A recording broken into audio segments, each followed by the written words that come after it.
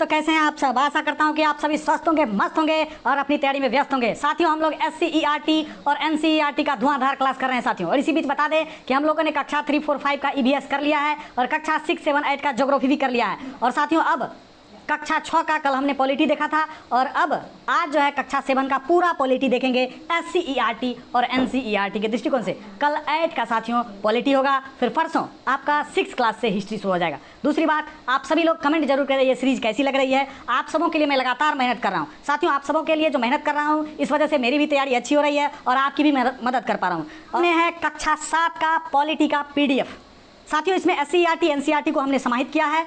आप देख सकते हैं सामाजिक, आर्थिक एवं राजनीतिक जीवन भाग 2 यानी कि 7 क्लास की यह पॉलिटी बुक है। कल हम लोगों ने 6 क्लास की देखी थी। आइए साथियों, हम लोग हैंड रिटेन नोट्स को देखते हैं। साथियों, आपके सामने हैंड रिटेन नोट्स दिख रही होगी, लेकिन थोड़ी अक्षर की समस्या है।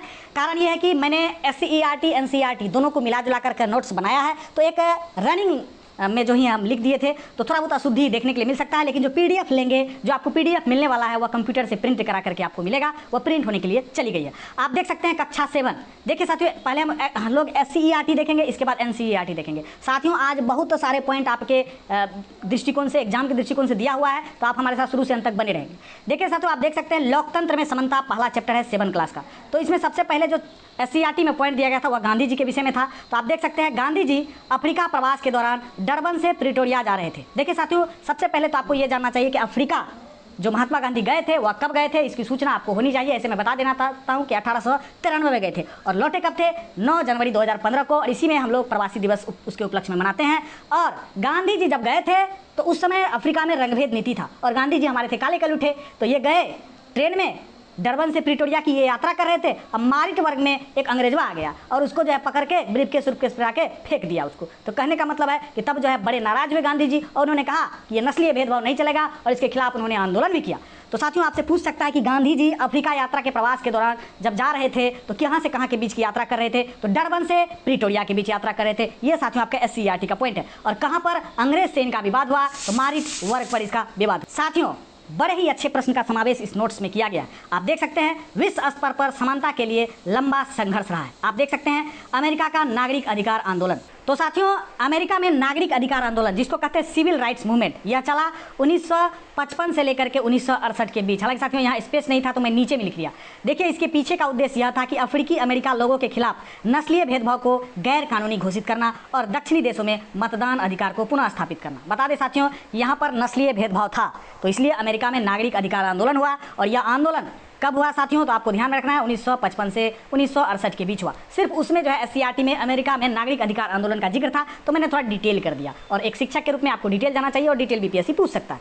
और साथियों बता दें कि अगला है कि 1 दिसंबर 1955 को एक घटना घटी थी रोजा पॉक्स के साथ। तो आपको पहले तो ये याद रखना चाहिए कि रोजा पॉक्स कहाँ की थी, तो ये अमेरिकी थी। तो देखिए साथियों, यहाँ पर क्या हुआ था कि पहले श्वेत और अश्वेत का जमाना था, तो श्वेत का अलग डिब्बा हुआ करता था और श्वेत का अलग डिब्बा हुआ करता था। लेकिन एक अश्वेत व्यक्ति था जिसको मतलब अश्वेत नहीं, श्वेत, एक श्वेत व्यक्ति था, गोरा व्यक्ति था जिसको गोरे डब्बे में जगह नहीं मिली और इस वजह से वह जो है अश्वेत डब्बा में आना चाहा। लेकिन अश्वेत डब्बा में उसने जो है रोजा पॉक्स को उठाया, क्योंकि रोजा पॉक्स का ऐसे भी सीट वहाँ रिजर्व था, तो रोजा पॉक्स जो है उठना नहीं चाहिए। तो फिलहाल विवाद हो गया कई सारी बातों को लेकर के। फिलहाल रोजा पॉक्स ने तभी ही बड़े आंदोलन को एक का जन्म दिया। तो इसी को लेकर के साथियों आपको पूछ सकता है कि रोजा पॉक्स कहाँ की थी। इसका जो है SCERT में अच्छा दिया हुआ है, NCERT में भी दिया हुआ है। NCERT में थोड़ा डिटेल से दिया है, तो वहाँ हम लोग थोड़ा देखेंगे इसको अच्छे से। अब साथियों आगे देख सकते हैं 1964 में नागरिक अधिकार अधिनियम द्वारा अमेरिका में श्वेत अश्वेत के आधार पर भेदभाव को रोक दिया गया। तो क्वेश्चन आपसे पूछ सकता है कि नागरिक अधिकार अधिनियम जिसमें अमेरिका में श्वेत अश्वेत का भेदभाव था, तो उसको कब खत्म किया गया, तो 1964 में खत्म किया गया। ये 7 क्लास का SCERT पॉइंट है साथियों। अब आते हैं साथियों अध्याय 2 में राज्य सरकार। देखिए, राज्य सरकार के बारे में आपको बिहार सरकार के बारे में पूछने की पॉसिबिलिटी है। तो आपको ये जानना चाहिए कि बिहार विधानसभा में कुल 243 सीट है और बहुमत के लिए यहाँ पर 122 सीट, यानी 122 सीट जिसका हो जाता है वह सरकार बना लेता है। और साथियों बता दें कि 2021 का चुनाव परिणाम आपको नज़र में रखना चाहिए कि किसको कितना सीट मिला, RJD को कितना सीट मिला, BJP को बिहार में कितना सीट मिला, फिर JDU को कितना क्या सीट मिला, अभी किसकी सरकार है, मुख्यमंत्री तो कौन है, तो सभी जानते हैं, पलटू भाई है, पलटू राम है। कोई बात नहीं, चलिए आगे है, राज्य का पूरा प्रशासन राज्यपाल के नाम से ही चलाया जाता है। याद रखना है, राज्य का पूरा प्रशासन किसके नाम से चलाया जाता है? राज्यपाल के नाम से चलाया जाता है। और देश का पूरा प्रशासन राष्ट्रपति के नाम से चलाया जाता है। दूसरी बात बता दें साथियों कि आपका ये जो कंपटीशन है ये अब बढ़ गया है, क्योंकि नियोजित शिक्षक भी हैं, पुराने शिक्षक अभ्यर्थी भी हैं और नए जो सीटेट वाले हैं वो भी हो गए हैं। तो कहीं ना कहीं आप समझे साथियों कि आपको SCERT NCERT तो कंप्लीट होना ही चाहिए, और इसके बाद एक नई सीरीज शुरू होगी, उसमें BPSC का क्या औकात है उसको हम लोग आपको दिखाएंगे। और निश्चित रूपेण आप इस बात को समझे, आप और हम इस BPSC के चक्रव्यूह को तोड़ेंगे और शिक्षक बनने का जो हमारा सपना है उसको अवश्य पूरा करेंगे। तो साथियों, अगर आप हैंड रिटेन नोट्स चाहते हैं तो आप 62-0-56-23-616 साथियों ये प्रिंट होने के लिए चला गया है। प्रिंट 1 से 2 रोज में होकर के चला आएगा। आप देख सकते हैं आगे का पॉइंट साथियों, इसमें जो दिया गया है, मुख्यमंत्री की नियुक्ति कौन करता है? तो मुख्यमंत्री तो पहला कि बहुमत दल का नेता होता है और राज्यपाल इसकी नियुक्ति करता है। अब साथियों यहाँ पर बता दें कि राज्यपाल की नियुक्ति, कई बार क्वेश्चन पूछा जाता है कि राज्यपाल की नियुक्ति, और SCERT में भी दिया हुआ है आपका, राज्यपाल की नियुक्ति केंद्र सरकार द्वारा किसके लिए की जाती है? तो राज्यपाल की नियुक्ति यह सुनिश्चित करने के लिए किया जाता है कि राज्य सरकार संविधान के नियमों के अनुसार अपना काम चला रही या नहीं चला रही है। तो कई बार आपने देखा होगा कि कई राज्य में राष्ट्रपति शासन लग जाते हैं, तो कहीं ना कहीं राज्यपाल को लगता है संविधान में गड़बड़ियां हैं, मतलब कि संविधान में गड़बड़ियां नहीं साथियों, संविधान तो हमारा बहुत अच्छा है, संविधान के नियमों का पालन नहीं हो रहा है, तो कहीं ना कहीं वह केंद्र सरकार को एक तरह से परामर्श देता है, फिर केंद्र सरकार आगे की कार्रवाई करती है। दूसरी बात है साथियों कि राज्य विधानमंडल 2 तरह से होते हैं, एक विधानसभा एक विधान परिषद। तो साथियों बिहार में खास करके आपको पता है कि विधान परिषद और विधानसभा दोनों है। तो मैं आपसे पूछना चाहता हूं कि विधान परिषद की कितनी सीटें हैं बिहार में, ये आपको जवाब देना है। दूसरी बात, विधान परिषद का जिक्र आ गया था तो आपको ध्यान में रखना चाहिए कि पूरे बिहार मतलब पूरे भारत में कितने राज्य हैं? 28 राज्य हैं, और 28 राज्य में कुल 6 राज्यों में विधान परिषद है साथियों। तो पहला है बिहार, दूसरा है उत्तर प्रदेश, तीसरा है महाराष्ट्र, चौथा है आंध्र प्रदेश, 5वां है तेलंगाना, 6ठा है कर्नाटक। साथियों ये पहले तो 6 आपको याद रहना चाहिए, और 6 राज्य का नाम भी आपको याद रहना चाहिए, क्योंकि आपको दे देगा क्वेश्चन में कि बिहार इसमें से किस राज्य में विधान परिषद है, तो आप फिर याद रहेगा तब ना बनाइएगा, नहीं तो फिर ऊपर ऊपर ताकिएगा 12 BPSC कैसा क्वेश्चन पूछ दिया। तो ये चीज़ें आपको ध्यान में रखना चाहिए। इसके बाद है साथियों कुल राज्यों में विधान परिषद, कुल 6 राज्यों में विधान परिषद, और इसकी संख्या कम से कम 40 होनी चाहिए, और अधिक से अधिक जितनी संख्या है उसका 1/3 होनी चाहिए। तो आपसे प्रश्न पूछ सकता है कि विधान परिषद में कम से कम कितने सदस्य होने चाहिए? तो 40 होने चाहिए, और अधिक से अधिक कितने होने चाहिए? तो पूरे सदस्यों का 1/3 होना चाहिए। दूसरी बात आगे देख सकते हैं साथियों, विधान परिषद के सदस्यों का विधान परिषद के सदस्यों का चुनाव विधानसभा के सदस्यों द्वारा किया जाता है। इसके बाद और भी लोग करते हैं। विधान परिषद के 1/6 सदस्य राज्यपाल के सलाह पर मनोनीत किया जाता है। ये क्वेश्चन पूछा जाता है कि कितने सदस्यों का जो है मनोनयन राज्यपाल द्वारा किया जाता है विधान परिषद में? तो 1/6 सदस्यों का। और विधान परिषद क्या है? एक अस्थायी सदन है जो कभी भंग नहीं हो सकता है, जिस तरह से राज्यसभा है। परंतु 1/3 सदस्य प्रत्येक वर्ष की समाप्ति पर अवकाश ग्रहण करते हैं, और इसका कार्यकाल 6 वर्षों का होता है। तो राज्य विधान परिषद का कार्यकाल कितना होता है? तो 6 वर्षों का होता है साथियों। अध्याय 3 है शिक्षा एवं स्वास्थ्य के क्षेत्र में सरकार की भूमिका। आप देख सकते हैं साथियों बिहार में शिक्षा की स्थिति क्या है? शिक्षा की स्थिति क्या है आप ही बताइए ना, इसमें बोलने की आवश्यकता नहीं है। फिलहाल स्वतंत्रता प्राप्ति के साथ ही सरकार के लिए हमारे संविधान ने एक लक्ष्य निर्धारित किया कि 10 वर्षों के अंदर ही 14 वर्ष तक की आयु के बच्चे को शिक्षा उपलब्ध हमें कराना है। लेकिन आज तक वह लक्ष्य पूरा नहीं हो पाया 100%, लेकिन लगातार सरकार प्रयास कर रही है, चाहे वह देश स्तर से हो या केंद्र स्तर से हो। दूसरी बात साथियों जनगणना।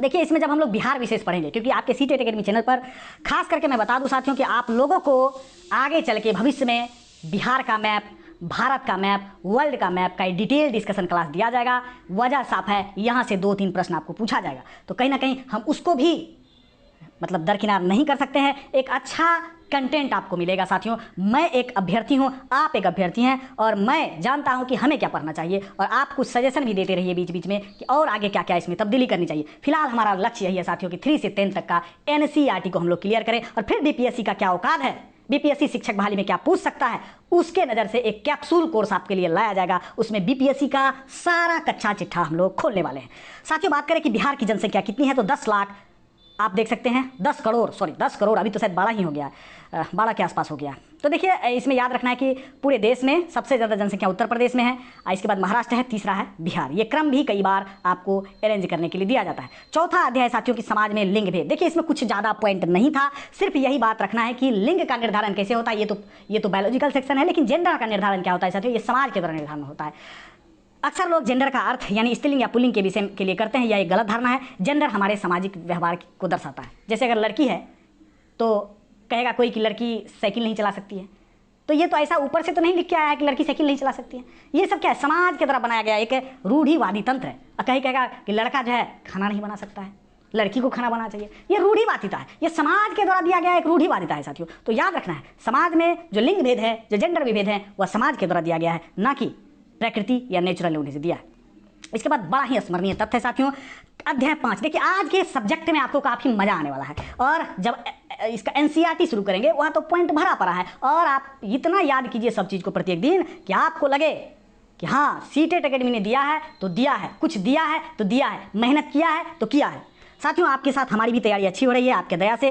साथियों बात करें कि जो दिया हुआ है एससीईआरटी में, तो वहाँ तो गलत दिया हुआ है कि बिहार की प्रथम महिला मतलब भारत की प्रथम महिला बस ड्राइवर कौन है, तो वहाँ तो गड़बड़ दिया हुआ है। लेकिन हमने इसको नेट में सर्च किया तो भारत की प्रथम महिला बस ड्राइवर बसंत कुमारी है साथियों, और ये एशिया की भी प्रथम महिला बस ड्राइवर है। और इसके बाद प्रथम महिला IPS किरण बेदी है। और दहेज के खिलाफ अधिनियम कब आया, तो याद रखना है 1961 में आया। और इसमें क्या कहा गया कि अगर दहेज लेन देन कोई करते हैं या सहयोग उस पर करते हैं तो उसको 5 वर्ष की कैद होगी और 15,000 रुपये का जुर्माना होगा। लेकिन फिलहाल दहेज चल रहा है, मतलब जोरों शोरों से चल रहा है। दूसरी बात साथियों कि 2000 SCRT में लिखा हुआ था ये कि 2006 में घरेलू हिंसा उत्पीड़न कानून पारित हुआ। यह महिलाओं का घर में शारीरिक और मानसिक हिंसा को रोकने हेतु बनाया गया कानून था। लेकिन साथियों जब मैंने नेट में इसको सर्च किया तो ये घरेलू हिंसा उत्पीड़न 2005 बता रहा है। तो फिलहाल कमेंट में आपको बताइएगा कि या 2006 रखना चाहिए इसको प्रिंट नोट में कि 2005 रखना चाहिए। जो साथियों देर से जुड़े हैं उसको मैं बता देना चाहता हूँ, ये हैंड राइटिंग नोट्स है साथियों, लेकिन जो PDF आपको मिलने वाला है आप जब बाय करेंगे 99 रुपये में 6206532316 पर आप जब व्हाट्सएप करेंगे तो 99 रुपये आपको पे करना पड़ेगा। तो इसका प्रिंट नोट आपको मिलने वाला है, प्रिंट में यहाँ चला गया है। जल्द ही आपको साथियों एक अच्छा मटेरियल भी मिलने वाला है। दूसरी बात है साथियों, यहाँ पर 6ठा अध्याय है मीडिया और लोकतंत्र।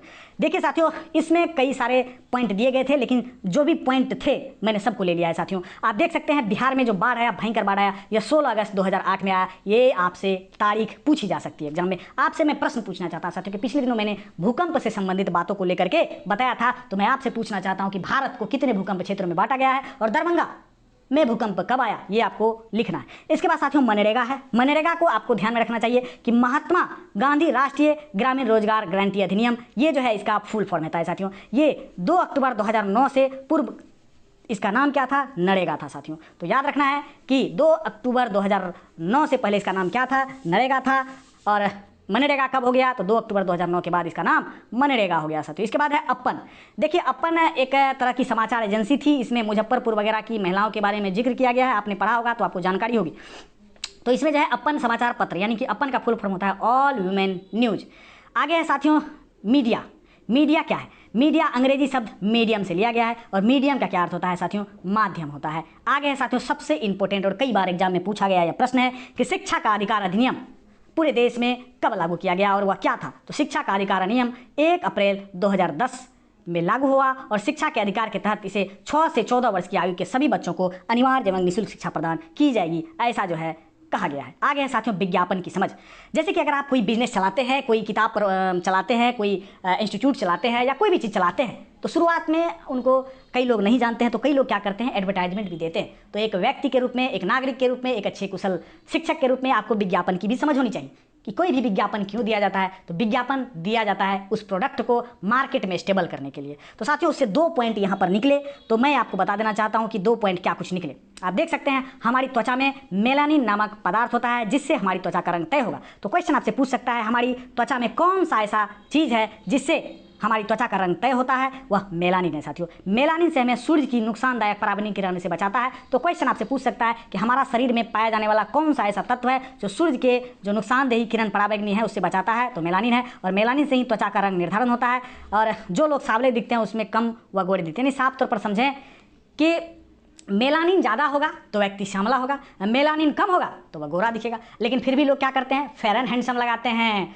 और क्या क्या लगाते हैं आजकल की, तो खैर छोड़ी महिला की तो बात ही नहीं है, पुरुष भी आजकल जो है फेयर एंड हैंडसम लगाते हैं। देखिए तत्काल सुंदरता सही है, लेकिन जो मेन रूप से है, जो काला है वह काला ही रहेगा, जो घोड़ा है घोड़ा ही होगा। कारण यह है कि उसके अंदर मेलानिन है। और जो काला है, जैसे मैं काला हूँ, मैं कलवा हूँ आपने देखा भी होगा, कई लोग कह भी देते हैं कि आप कलवा हैं, तो ठीक है काले हैं तो क्या हुआ, दिल वाले हैं। लेकिन आपको याद रखना चाहिए काला कलवा से हमें मतलब नहीं है, मेलानिन हमारे अंदर ज़्यादा है तो मैं काला हूँ, और आपके अंदर मेलानिन कम है तो आप गोरे हैं साथियों। इसके बाद आगे है साथियों अध्याय 8। अध्याय 8 में कुछ नहीं था, हमारे आसपास के बाजार थे जिसमें साप्ताहिक बाजार आपने देखा होगा। गाँव से आप बिलोंग करते हैं तो हटिया लगता है बाजार में, मतलब आपके गांव में, तो वह साप्ताहिक हटिया होता है। जैसे हमारी तरफ कई सारे हटिया है, एक हटिया हमारे गांव का है, उसका नाम है फुटानी हटिया। पहले मैंने उस हटिया का नाम सुना तो मैं तो हंसते हंसते करने का मतलब पागल हो गया, फुटानी हटिया।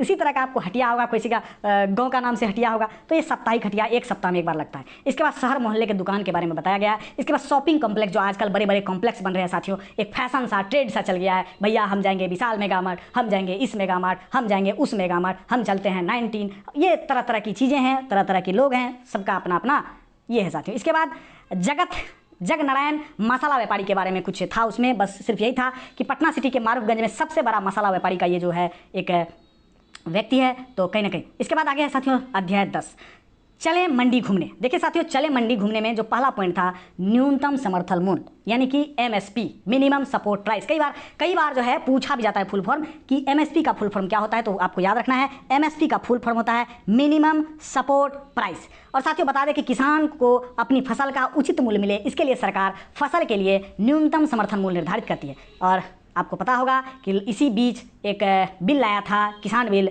तो हमारे मोदी जी, तो उन्होंने खैर इनको वापस करना पड़ा ये किसान बिल, तो उसमें MSP का बहुत बड़ा हल्ला हुआ था।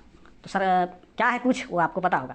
इसके बाद है बिहार के दक्षिण पश्चिम क्षेत्र में स्थित रोहतास, सासाराम, कैमूर, औरंगाबाद, भोजपुर, बक्सर जिले में धान के कटोरे के नाम से जाना जाता है। तो ये याद रखना है साथियों कि बिहार में धान के कटोरे के नाम से कौन सबसा जिला है। ऑप्शन दे देगा, हो सकता है हटा दे कुछ ऑप्शन, तो ये याद रखना है। कुल उत्पादन बिहार में जितना होता है उसका 30% इन्हीं क्षेत्र से आता है। गेहूं उत्पादक क्षेत्र के बारे में बताया गया है सिवान, मुजफ्फरपुर, नालंदा, पटना, भोजपुर, सहरसा, भागलपुर, मुंगेर, गया, ये गेहूं उत्पादक क्षेत्र है साथियों। इसके बाद सरसों, ये सारे साथियों आपके SCRT में दिए गए। आप देख सकते हैं बेगूसराय, मुजफ्फरपुर, खगड़िया, रोहतास के प्रमुख सरसों के उत्पादक जिले हैं साथियों। इसके बाद है अध्याय 9 है साथियों। देखिए अध्याय 9 में मखाना के बारे में खास तौर पर बताया गया है कि मखाना बिहार में काफ़ी ज़्यादा उत्पादन होता है। तो आप देख सकते हैं बाजार श्रृंखला खरीदने और बेचने की कड़ियाँ।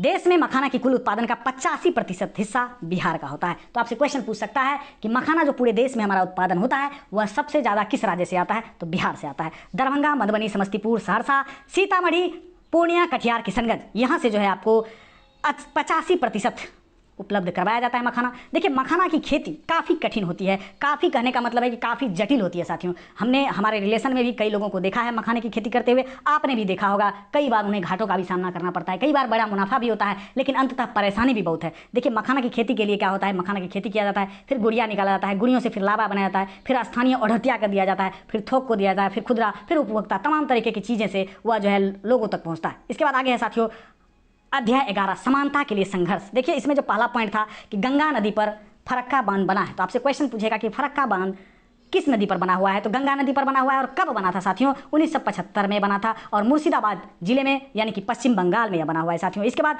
जीने के न्यूनतम आधारों की समाप्ति से त्रस्त मछुआरों ने अपने हक के लिए संघर्ष का ऐलान किया 1982 से कहलगों के कागजी टोले से। बता दें साथियों कि कहलगों के कागजी टोले के इलाकों में जो समुद्री एरिया था, जो नदी वाला इलाका था, तो वहाँ पर क्या था साथियों, आपको बता दें कि मुगल कालीन मतलब समय से ही एक उस क्षेत्र में जो मछुआरे लोग मतलब कि मछली पकड़ते थे तो उनको टैक्स देना पड़ता था। तो कहीं ना कहीं इससे मछुआरे लोग काफ़ी त्रस्त थे, तो उन्होंने अपने अधिकार के लिए 1982 से ही संघर्ष शुरू किया। और आगे है साथियों आप देख सकते हैं 1991 में सरकार ने राज्य को जल कर से मुक्त कर दिया, और गंगा नदी के किनारे बसे मछुआरों को किसी भी प्रकार का कर अब नहीं देना पड़ता है। तो याद रखना है कि कब जो है उसे जल कर से मुक्त कर दिया गया, यानी जल टैक्स जो देते थे मछुआरे लोग, तो 1991 में। और इसके बाद 1990 में आप देख सकते हैं कि गंगा पर सुल्तानगंज से पीर पौदी तक मुगल कालीन से चली आ रही जमींदारी व्यवस्था को सरकार ने समाप्त कर दिया। ये याद आपको रखना है साथियों। आगे है ज्योतिबा फुले। देखिए ज्योतिबा फुले ने सत्यशोधक समाज की स्थापना की थी, और इनके समाज की स्थापना करने का उद्देश्य था दलित जातियों के उत्थान हेतु प्रभावशाली आंदोलन। इसमें साथियों दलितों के लिए शिक्षा में सुधार, सामाजिक अधिकार उनको मिले, न्याय उनको मिले, इसको लेकर के उन्होंने इस समाज की स्थापना की थी। लेकिन कब की थी, तो सत्यशोधक समाज की स्थापना, देखिए अगर यदि सत्यशोधक समाज का जिक्र हो गया आपके SCRT में, तो आपको तो ये याद रखना चाहिए कि किसने बनाया, तो ये ज्योतिबा फुले ने बनाया। और कब बनाया, 1873 में बनाया। और कहाँ पर बनाया, तो पुणे महाराष्ट्र में बनाया साथियों। इसके बाद आगे है साथियों कि मुजफ्फरपुर जिले में, बिहार में आपको पता है सबसे ज़्यादा लीची का उत्पादन होता है। जूट उत्पादन का शहर कौन है, पूर्णिया, कटिहार, किशनगंज।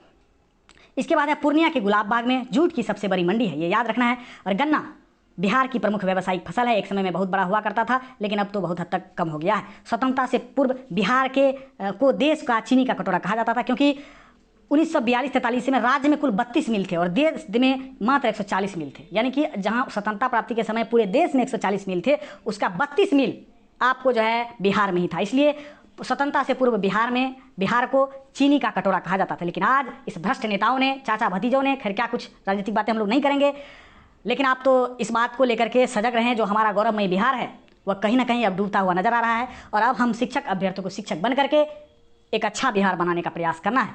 तो साथियों, अब 2000 तक जो SCERT में डाटा गया था कि 10 राज्यों में कुल 495 हैं और बिहार में तो काफ़ी कम हो गया है। साथियों, आगे आपको याद रखना है कि सावित्रीबाई फुले ने महिला शिक्षा एवं समानता के लिए महत्वपूर्ण संघर्ष किया और विनोबा भावे द्वारा भूमिहीन किसानों के लिए जो उपलब्ध कराया गया वह सेवा वह भूदान आंदोलन था। साथियों, याद रखना है ज्योतिबा फुले ने क्या किया था, भूदान आंदोलन। अब है साथियों NCERT। अब साथियों पूरे NCERT को कक्षा 7 का जो पॉलिटी है उसको हम लोग देखेंगे, जो कठिनाइयों और संघर्ष का वर्णन है, यानी जाति प्रथा का इसमें वर्णन किया गया है। तो क्वेश्चन आपसे पूछेगा, क्योंकि ये NCERT का है, तो जूठन जो है किसकी आत्मकथा है, तो ओम प्रकाश वाल्मीकि आत्मकथा है। इसके बाद है साथियों कि भारतीय संविधान में कितने मौलिक अधिकार हैं, तो अभी तो 6 मौलिक अधिकार हैं, लेकिन पहले 7 थे साथियों। 7वां कौन था, संपत्ति का अधिकार। और संपत्ति का अधिकार मोरारजी देसाई की सरकार में 44वें संविधान संशोधन 1978 के तहत हटा करके संविधान के 300 के क में डाल दिया गया है। साथियों, ये चीज़ें उसमें नहीं लिखी है NCERT में, लेकिन मैंने सोचा कि अगर यहाँ जिक्र हुआ है मौलिक अधिकार का तो कुछ डिटेल चीज़ आपको होना चाहिए। हालांकि साथियों, जब SCERT और NCERT का सारा नोट्स 3 से लेकर के 10 तक का खत्म होगा, इसके बाद हम लोग एक डिटेल क्लास शुरू करेंगे जिसमें आपको सारा चीज़ यहाँ पर उपलब्ध होने वाला है। और बता दें साथियों कि कहीं भी आप पढ़ रहे हैं, पढ़िए, मैं उसे इनकार नहीं करता हूँ, लेकिन NCERT और SCERT पर आपका कमांड होना चाहिए, क्योंकि BPSC का अगर माथा ठनका तो इससे बहुत ही ज़्यादा सवाल दे देगा। लड़का लोग तैयारी करेगा उधर BPSC लेवल का, ये पूछ देगा नीचे, तो हम दोनों में कम्बिनेशन बना करके चले। और आप सबों के लिए यह नोट्स बनाया गया है, तो कहीं ना कहीं आप सबों को अगर यह नोट्स चाहिए, पहले तो मैंने नोट्स फ्री में उपलब्ध करा दिया है। जो लोग अगर चाहते हैं कि हम हाथ से लिख कर ही कर लेंगे तो करिए, अच्छी बात है। सीटेट एकेडमी का जो सपना है कि हम जन जन तक पहुँचे, जन जन जो अच्छे से, जो भी अभ्यर्थी अच्छे हैं, जो पढ़ने में हैं, वहाँ तक हम पहुँचे और वे लोग ही शिक्षक बने, तो कहीं ना कहीं हमारा लक्ष्य पूर्ण होगा। और जो लोग नहीं लिख पाएंगे, जिनको लगता है कि नहीं हम लिख नहीं पाएंगे इतना स्पीड में स्क्रॉल करके, तो आप 6206532316 पर मैसेज करके नोट्स प्राप्त कर सकते हैं मात्र 99 रुपये फी में। हालांकि ये तो हैंड रिटन है, लेकिन आपको जो है प्रिंट नोट्स मिलने वाला है साथियों। इसके बाद आगे है साथियों, आप देख सकते हैं कि मौलिक कर्तव्य की संख्या। मौलिक कर्तव्य के बारे में बता दें साथियों कि मौलिक कर्तव्य जो है वह जो है 42वें संविधान संशोधन 1976 के तहत यह जो है सरदार स्वर्ण सिंह समिति की अनुशंसा पर जोड़ा गया। मौलिक कर्तव्यों की संख्या 11 है। मौलिक कर्तव्य भाग 4 में है साथियों। तो आपको ध्यान रखना है कि मौलिक कर्तव्य जो है वह किसके अनुशंसा पे जोड़ा गया, कब जोड़ा गया, ये सारा चीज़ जोड़ा गया। इसके बाद अगला, पहले तो मौलिक कर्तव्य 10 ही था साथियों, लेकिन बाद में मौलिक कर्तव्य को 11 कर दिया गया 86वें संविधान संशोधन के तहत। लगभग ये 2002 में हुआ साथियों, जिसमें अटल बिहारी वाजपेयी की सरकार थी, यानी बीजेपी की सरकार थी। उन्होंने कहा कि अब मौलिक कर्तव्य में एक पॉइंट जोड़ा जाए कि 6 से 14 वर्ष के बच्चों के लिए अनिवार्य शिक्षा किया जाए। तो कहीं ना कहीं आप समझे साथियों कि सारे पॉइंट आपके एग्जाम के दृष्टिकोण से महत्वपूर्ण है।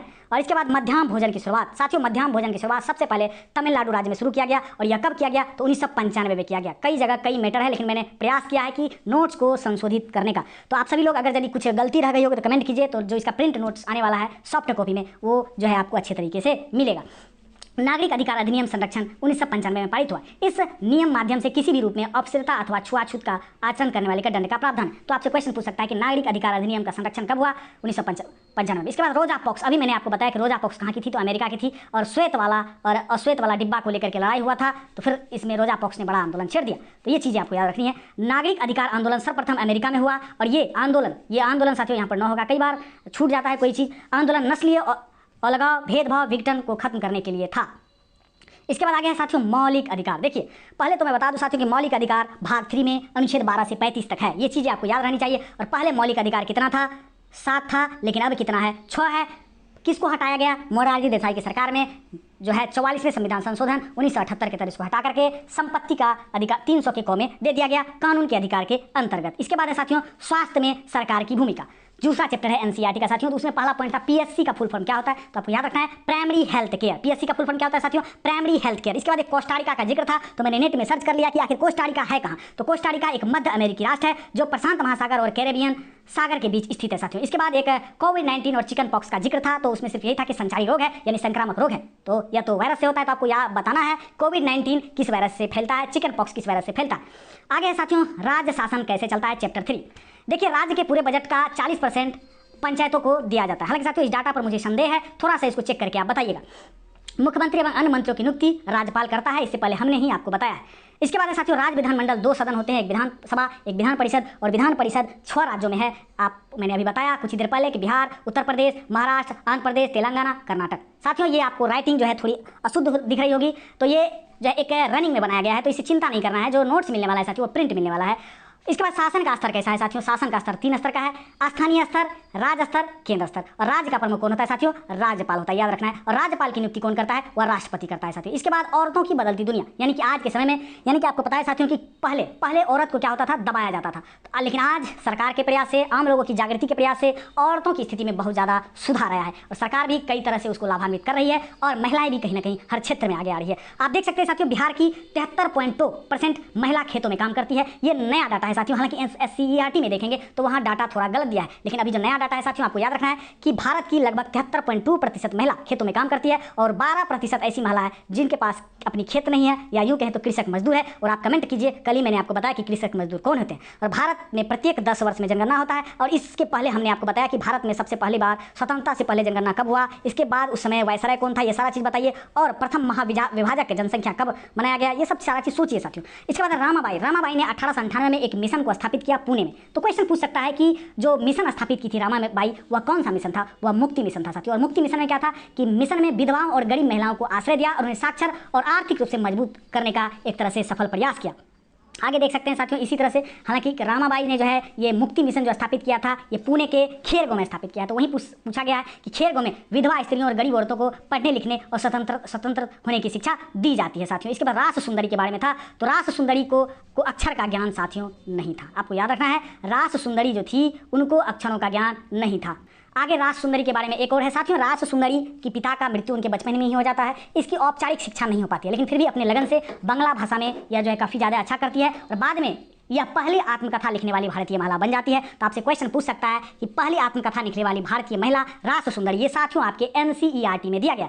इसके बाद रामाबाई ने 1898 में मुक्ति मिशन को स्थापित किया। तो मुक्ति मिशन अभी हम लोग क्या होता है हमने देखा। यौन प्रताड़ना सुरक्षा कानून 1997 में चलाया गया। आपने देखा होगा साथियों कि महिलाएं जो हमारी है वह लोग किसी अगर यदि कार्यस्थल पर जाती हैं तो कुछ लोग जो गलत नियति के लोग हैं उनका फायदा उठाना चाहते हैं, उनके साथ गलत व्यवहार करते हैं, उनको यौन रूप से प्रताड़ित करते हैं। तो इसके लिए एक कानून बनाया गया जिसका नाम है यौन प्रताड़ना कानून, सुरक्षा कानून, और इसको चलाया गया 1997 में। और ये दिवस साथियों आप सभी को याद होना चाहिए कि अंतर्राष्ट्रीय महिला दिवस कब मनाया जाता है, तो 8 मार्च को मनाया जाता है। इसके बाद आगे है साथियों कि घर के अंदर हिंसा विरोधी कानून कब लाया गया, 2006 में चलाया गया साथियों। इसके बाद रास सुंदरी देवी, इससे पहले ही मैंने आपको बताया कि रास सुंदरी देवी बांग्ला भाषा में अपनी कथा लिखी थी। बंगाल की पहली महिला जो है अपनी आत्मकथा लिखने वाली थी, और अमर जीवन उनका आत्मकथा का नाम था। तो क्वेश्चन आपसे पूछ सकता है रास सुंदरी देवी ने कौन सा अपना जो है जीवन लिखा नाम का, तो अमर जीवन। इसके बाद साथियों कक्षा चैप्टर 6 संचार माध्यम को समझना। हालांकि SCERT में बहुत ज़्यादा पॉइंट आज नहीं था, ज़्यादा पॉइंट NCERT में ही था साथियों, तो थोड़ा बहुत का अंतर चलता है।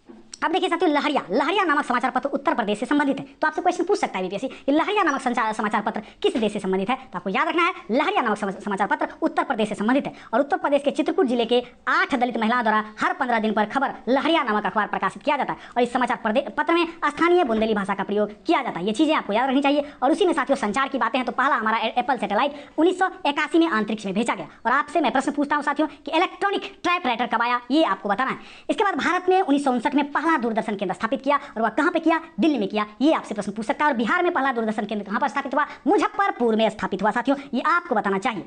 इसके बाद आगे है साथियों कि 1975-77 की अवधि में, देखिए ये संचार है तो मीडिया वगैरह कहाँ क्या कुछ हुआ, तो इससे इंपॉर्टेंट तथ्य जो निकले साथियों NCERT से, तो मैंने इसको कॉपी पेस्ट इस नोट्स में कर लिया है, और जल्दी आपको इसका प्रिंट कॉपी जो है सॉफ्ट कॉपी मिलने वाला है। अवधि मतलब कह सकते हैं कि बिहार में दूरदर्शन केंद्र मुजफ्फरपुर में स्थापित हुआ, और 1975 से 77 की अवधि में स्वतंत्र भारत के संचार माध्यमों का बुरा समय साबित हुआ, क्योंकि कह सकते हैं कि 75 से 77 में आपातकाल था। सरकार ने संचार माध्यम के लिए भी जो है सेंसर बोर्ड स्थापित कर दिया था, यानी क्या कुछ छापेंगे मीडिया लोग ये भी सेंसर तय करेगा।